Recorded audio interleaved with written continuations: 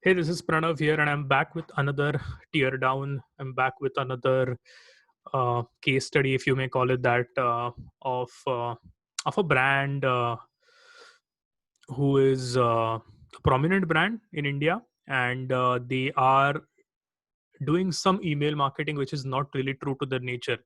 The brand is doing some amazing work out there for sure. They are making a dent for sure, but somehow their email marketing is not at par with the actual quality of the brand, and which I believe is causing them harm.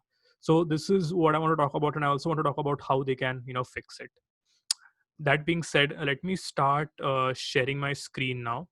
Okay, so the title is how the email marketing of IPL.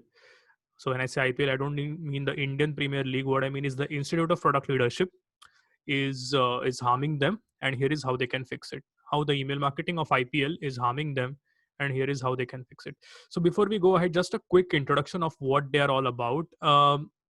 Basically, Institute of Product Leadership is an organization that has offices in both US and Canada. They offer courses, different types of courses, and of course, their core positioning, or their core offering, sorry, revolves around product management and product leadership. Okay, so most of the programs that they offer are around the topic of product. Okay, now let's jump into the three or the four things that I want to share about how their email, I mean, is their email marketing really harming them?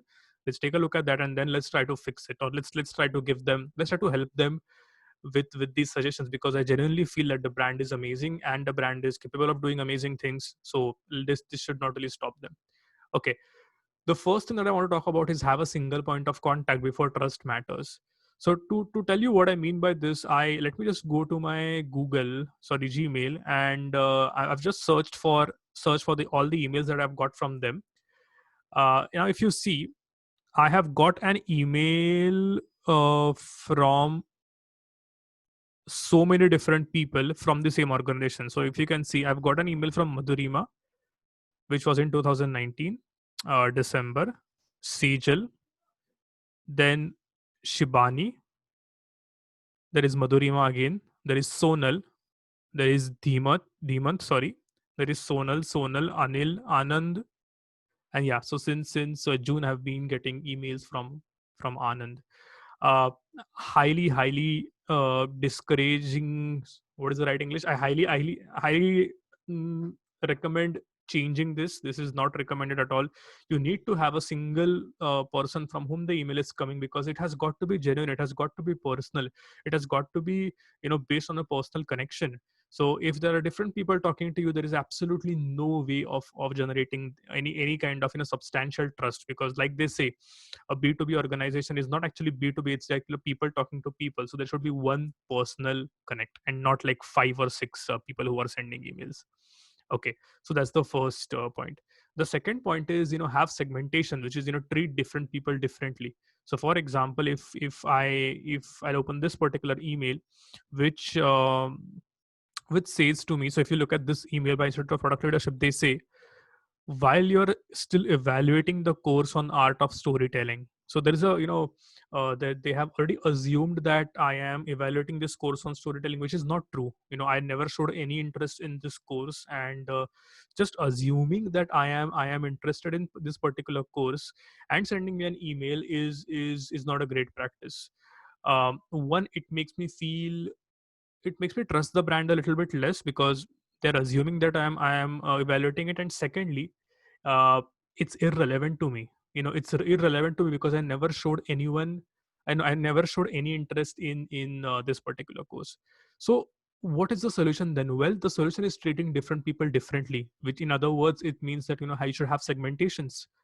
Someone might come to you with a problem A, and he might be looking for the solution to problem A, but someone else might be coming to you with problem B, and he might be looking for a solution that solves a problem B. And so just taking an email and blasting it to everyone, to all the subscribers, is not really recommended. So can there be segmentation? Yes, of course. Most of the email service providers basically allow segmentation. There are different ways of doing it. If you, let's say, for example, if you float a link in one of the emails, and you can tag the people who actually clicked on that link into a particular segment, and only that particular segment now receives a particular email.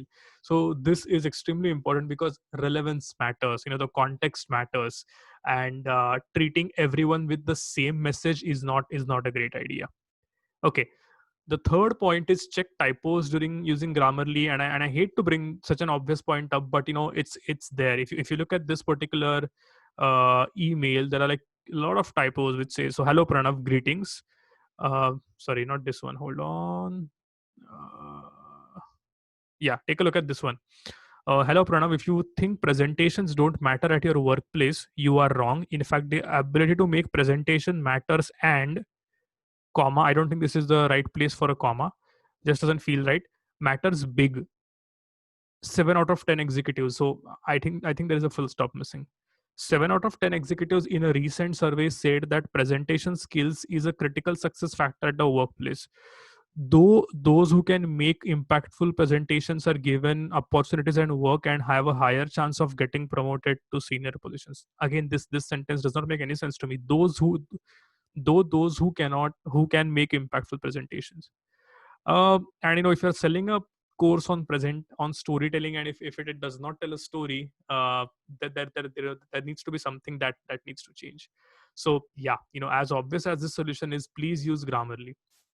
And the last thing that I want to talk about is, uh, the job of the copy is not to change the worldview, and this is probably the most controversial idea. The job of the copy is not to change the worldview of the target market. Don't waste time explaining your joke to the people who don't get it. Instead, tell it to people who are already on the path. So let me give an example to prove this point. Okay, but I'll just read it again before I go there. The job of the copy is not to change the worldview of the target market. If you're going to tell someone that they are wrong, and hey, here is the right way to do things in a matter of one or two sentences, it's not going to work. The person is not, believing A, and then after reading your two lines believing in B. It just doesn't work that way. You can't change the worldview of the person. So what you can do instead is that you can talk to people who are already convinced that they need the thing that you're offering, or they have been think they you, you should talk to people who, let's say, are already resonating with what you have to say, and then you slowly guide them from point A to point B, and not entirely change their worldview. So let me go to this email. Okay, so the same email. Now this email says, if you think presentations don't matter at your workplace, you are wrong. So first, it's calling me wrong, which is not a good idea to call your subscriber that, hey, you are wrong. That is the first point. Secondly, it is saying that if you think presentations don't matter at your workplace, so okay, so I am reading this email at this point of time. I think, oh, presentations don't matter, and now I read this line. I'm like, whoa, okay, so they do matter. That's not going to happen, is it? It's never going to happen. So you would rather talk to someone who is already thinking of a promotion, and let's say, if you say something like, hey, if you're eyeing that promotion, one thing that you possibly need to work on is your presentation skills. So that's a better entry into the content rather than trying to change the worldview of a person altogether. So this is one tip that I learned from my hero Seth Godin, that don't try to change people, instead lead the people who are already looking to change. These are my 4 tips. Again, this comes with a lot of respect for the brand. I don't have any affiliation with the brand. I don't know them.